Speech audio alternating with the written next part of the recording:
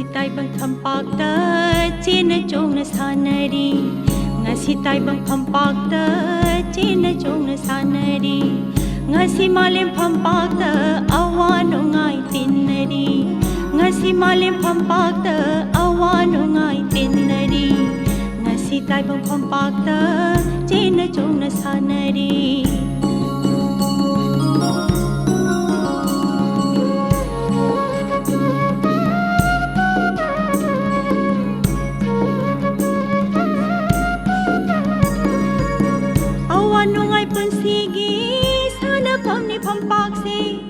Anauba drama khudi maram chatna kanglon top mafongdok amagi masakasi lising ama chamapan humfugi matam asidadi aikhoigi thoidok hendokna masagi pithorakpa aiba director actor kaya amana aikhoigi theater gi leikolda nowna leisat tamlaki Manipuri play kaya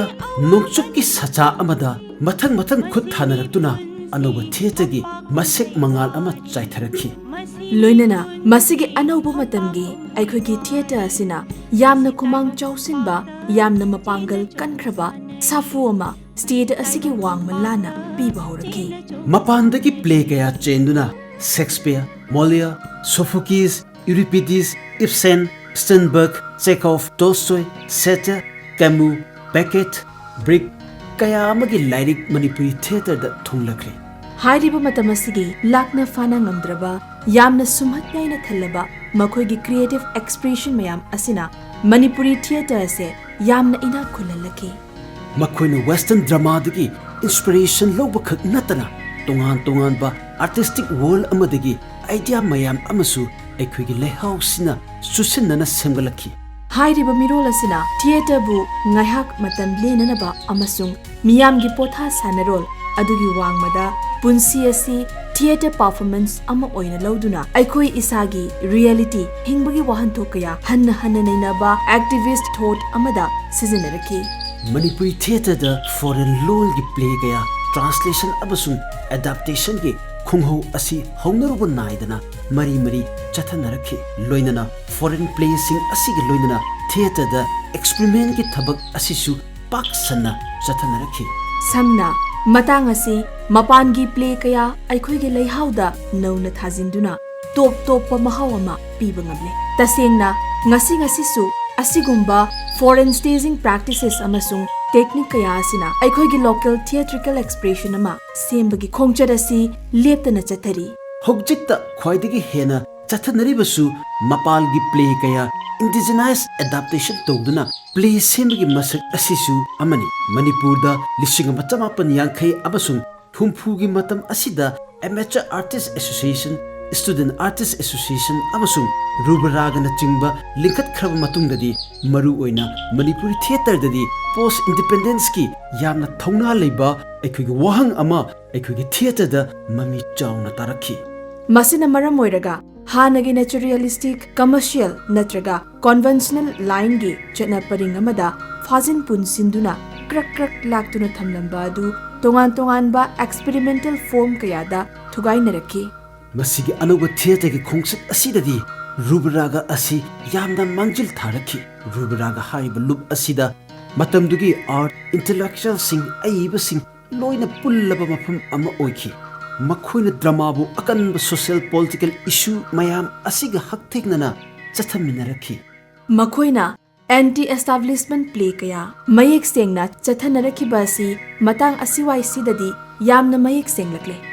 aikhoigi actor artist director writer musician saisakpa sairangba mayam asina art haibasi redefine tawduna art ta anobo yawol amada wahan thamlaki khudam oina hanagi amanba wakhalda leiramba art for art sake haiba wakhalot asi art for life sake haiba asumda art amasung culture gi mapongdo khudingmakta mahut sinnaba kanna chaksilakhi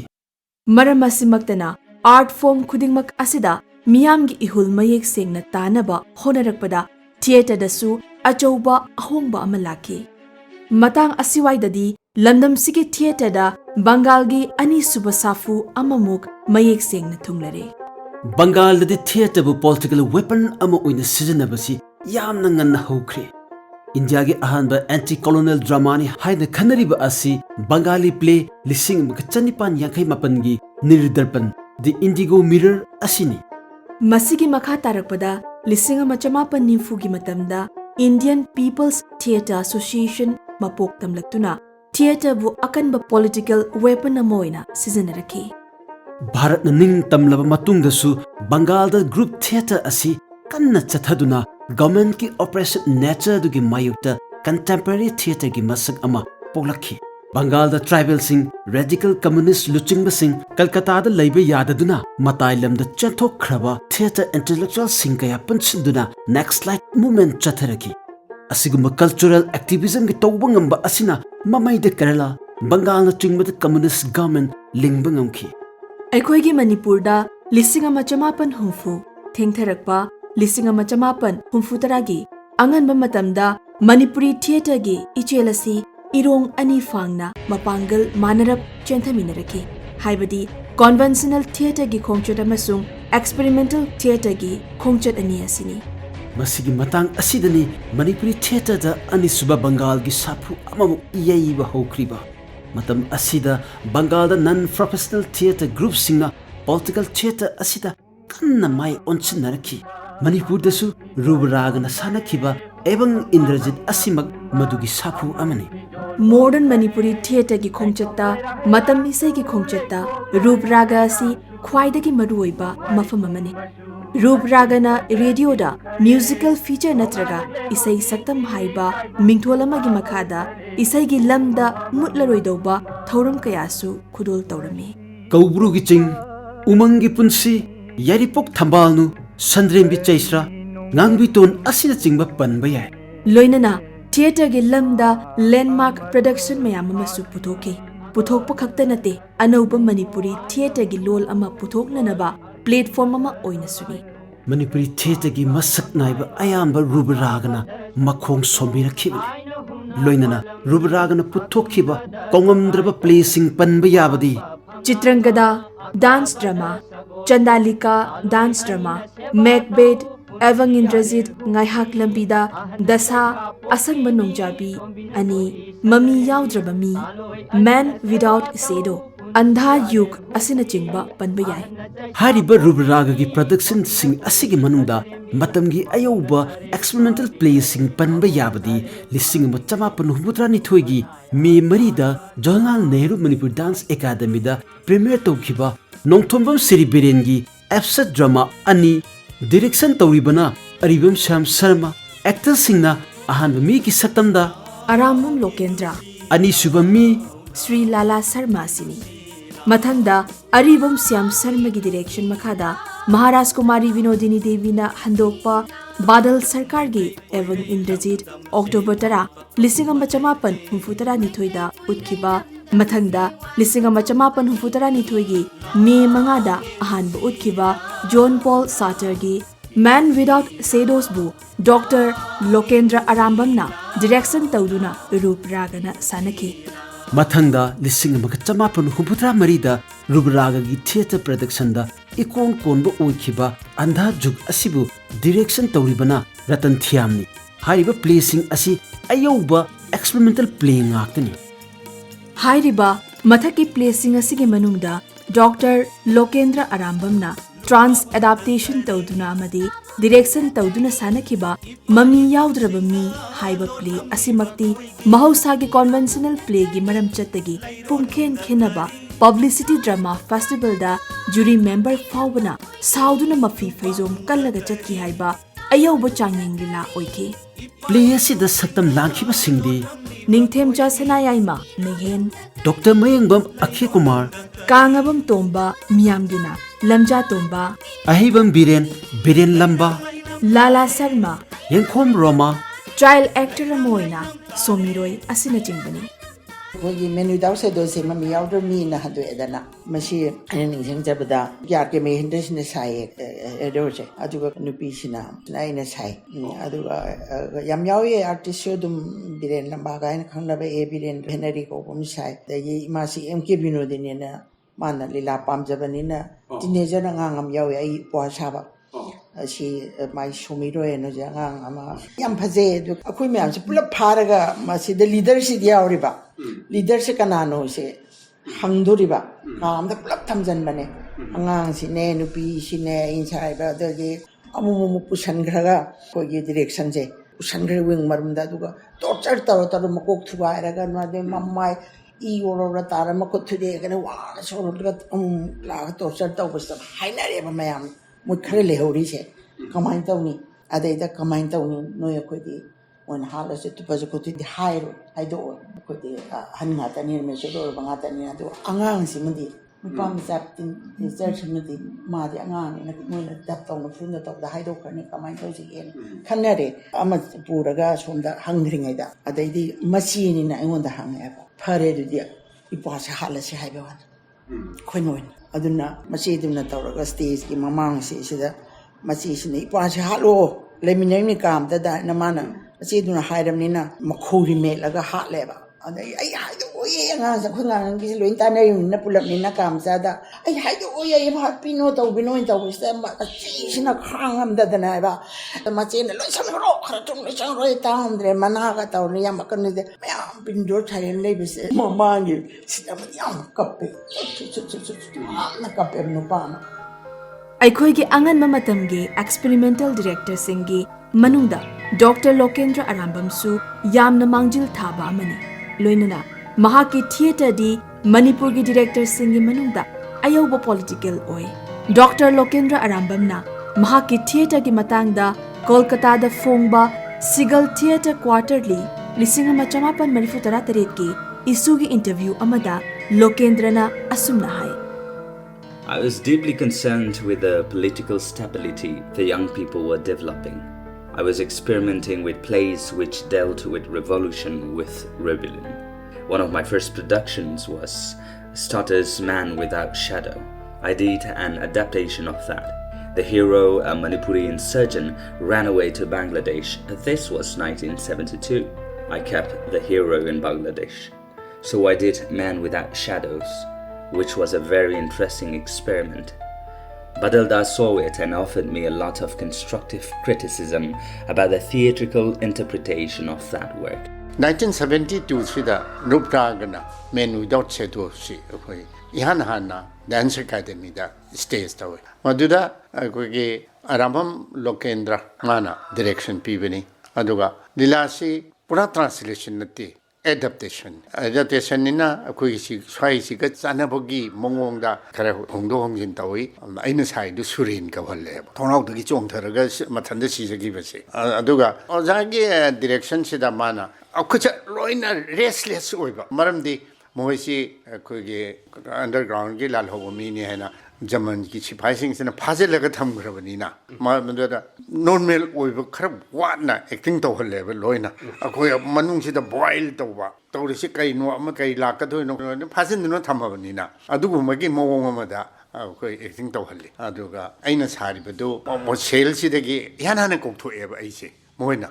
akoi interrogation gi adagi di somda mo me ngangna le ga aise padak dana akoi moina nei khaira aba torture toraba adugi mong dura thadore aduga yamna wana lai mai toraga aina sari si moigi mong dura khangma ngamdedana adi somdasu akoina changiba mission du kai phawlik ohenba yadaba pressure mayam ama lakpa madu khangamdedana suicide tawdana sijakhiba ama aina sakhi adu lila simakti akoina hanna yaura iba hairiba lila sigadi akoina hanna tawjarpa lila mayam degidi pungthung tongale lila gi khokchatse aduna masisu yamna interesting oiba hagadra adugu mama oigi maramdi ojiki asongi lichatni france ki lila moigi du akhoisu adapt khara tawba aduga akoi manipur gi londa sanadorini na manipur gi su ama ohenba adapt tawba hairisi ne ko adugi oibenina lila si di aingonda di asugumba train gi lila si pumno no ba ma aina thengnajarpa adugu mamo oigi Dr. Lokendra Arambam tasengna Manipur gi oina experimental theater gi khongchetta lamyain basing gi manungda amani GC Tongbrana listing ama chamapan humpuda mahaki play lebak ahuba andalon unconventional dialogue sizinaduna London sida experimental theatre gi mayol chohan khraba matung mathanda Maharaj Kumari Binodini Devina yamna psychological oiba pukningi yamna luthaba mata amada unconventional character phawa sizinaduna John Paul Sartre existential freedom gi philosophy da yumpham oiba asangba nongjabi lising chamapan humpu tarukta rubaragan puthokraba matung lising chamapan humpu tarada Arian theatre puthokiba Manipur gi ahanba episode drama ne haina singthariba aribam sam sarmana direction tawduna puthokiba Sri Biren gi khongsat drama asigi new theatre kupna nainaduna dramatist actor oina masagi experimental attitude ka amag loinana anauba Manipuri theatre sagatpada Dr. Arambam Lokendra lamyanba ama oina yaurakhi masigi matangda nonga khraba nongthombam Sri Birena mahaki play khongchat ki wamang yanbada asumna su hairami khongchat hariba lila asi aina ahanba ijaba mawongadi manadana aribam Sham Sarmana Arian Theatre Imphal da sinaki lila gi mathwai oriba manungi masak singdi thangai sengna aigini aigi asengba iport adudagi karisu hapsinde karisu lokthokte karisu hongdok hongjin tawde adubu lila sigi mapalgi masak oriba lila gi haksang haibadi form asidi aribam Sam Sarma amasung Arambam Lokendra Singha anigini masigi wafamasi Manipuri theatre gi matamgi khongleida thunglakiba anisuba lanjaw matungi theatre ama absurd drama gi khongsan phamasida misak ahumasi yamna maru oi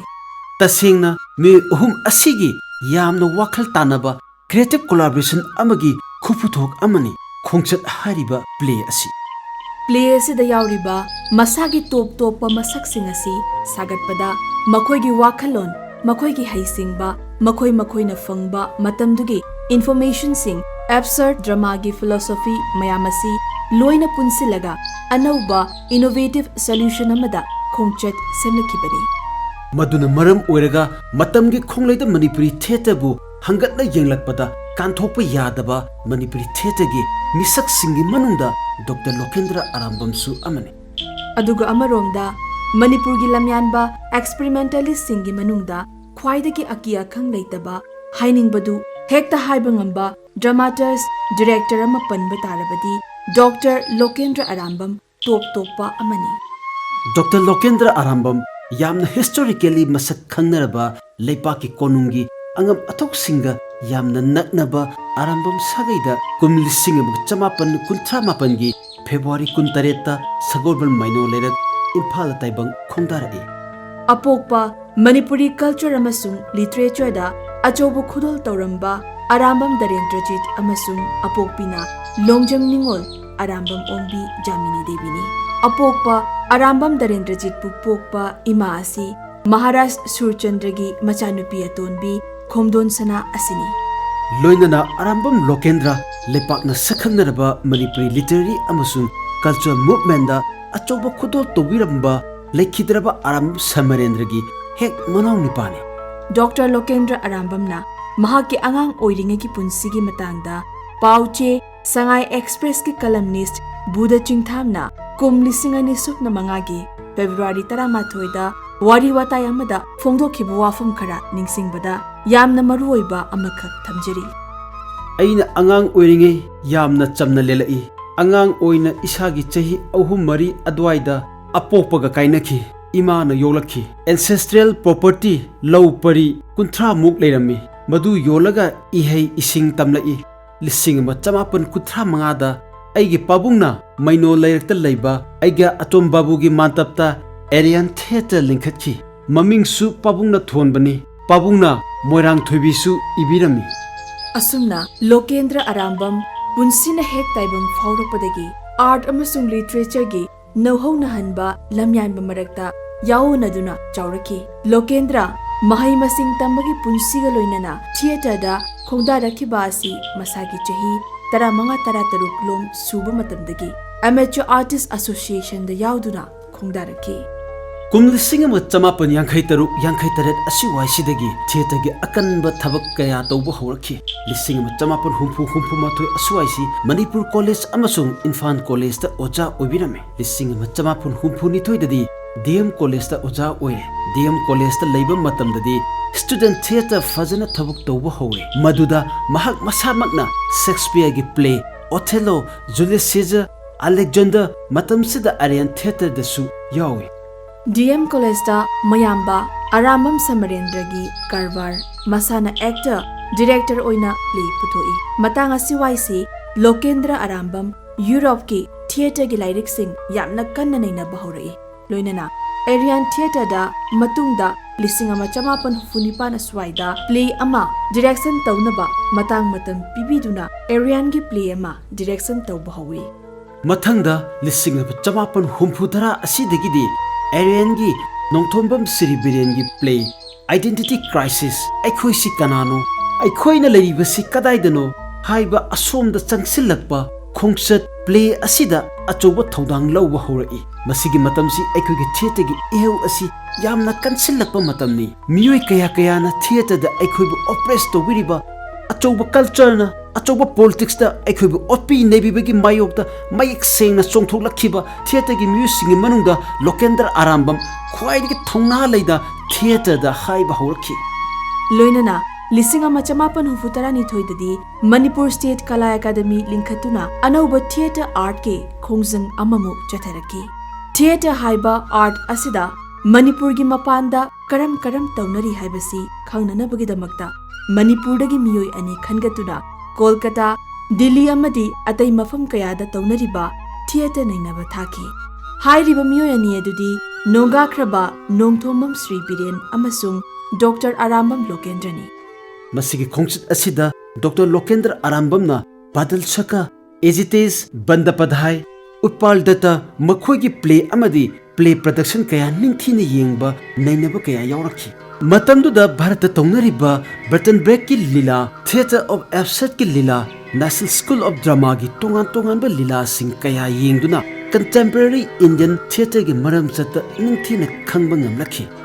ꯃꯁꯤꯒꯤ ꯈꯣꯡꯆꯠ ꯑꯁꯤꯅ ꯃꯔꯝ ꯑꯣꯏꯔꯒ ꯂꯣꯀꯦꯟꯗ꯭ꯔ ꯑꯔꯥꯝꯕꯝꯗ ꯈ꯭ꯋꯥꯏꯗꯒꯤ ꯑꯀꯟꯕ ꯁꯥꯐꯨ ꯑꯃ ꯌꯩꯕ ꯍꯧꯔꯛꯈꯤꯕ ꯑꯁꯤ ꯖꯔꯃꯟꯒꯤ ꯄ꯭ꯂꯦꯔꯥꯏꯠ ꯗꯤꯔꯦꯛꯇꯔ ꯄꯣꯏꯠ ꯃꯥꯂꯦꯝꯒꯤ ꯑꯆꯧꯕ ꯏꯟꯐ꯭ꯂꯨꯑꯦꯟꯁꯤꯌꯦꯜ ꯐꯤꯒꯔꯁꯤꯡꯒꯤ ꯃꯅꯨꯡꯗ ꯑꯃ ꯑꯣꯏꯔꯤꯕ ꯕꯔꯇꯣꯜꯠ ꯕ꯭ꯔꯦꯛ ꯑꯁꯤꯅꯤ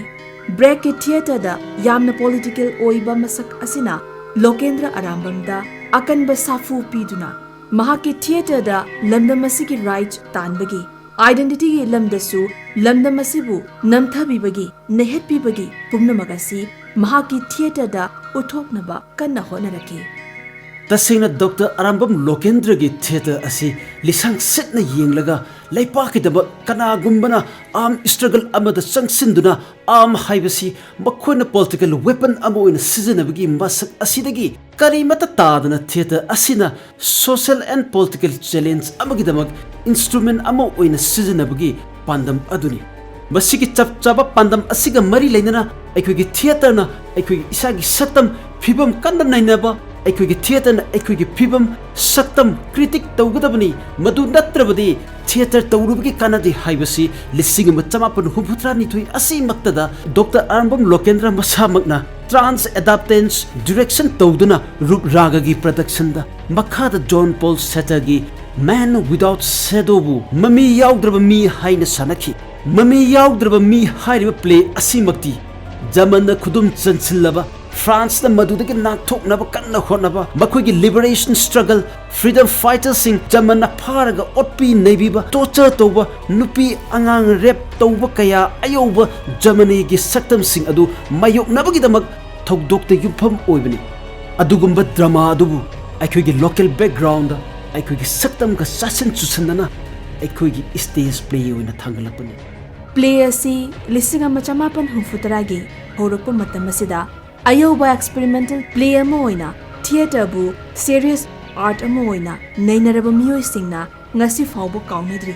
adubu matamduda conventional play da ngaujaba miyoyna yambanina publicity drama festival da second west production taki asigumba contemporary manipuri experimental theatre gi top production ama oiraba mami yaudraba mi asida ihan hanboina ayoba experimental theater gi mahausaga manadana experience taukiba matamdugi play aduda haktheinana yaukiba hauzik leiriba play asida yaukiba actors singi marakta yengkhom roma Dr. Mayengbam Akhi Kumar